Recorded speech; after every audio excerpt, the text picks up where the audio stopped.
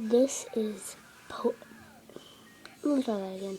This is Pokemon Lover 101010. I'm making a review of my latest puzzle box. Yeah. So this is how it goes.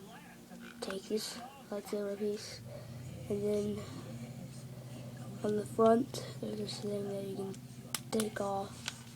There's a whole back right here. There's a stick that you push out. There it is. Then another hole right here. Then that's where there's a treasure, but you can't quite get it. So you just go this in. Then you do this. Yep. Really, it's simple, but it's good. Diamond plate. Yeah, that's pretty much it. So yeah, check my other video about this little puzzle box. Yeah.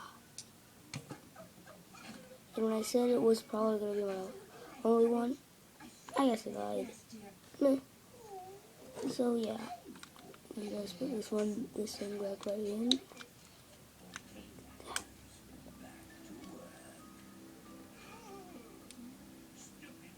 Yeah, that's pretty much it now. Yeah. Okay. Yeah. And that's it. This is Pokemon Lover 1010. Bye.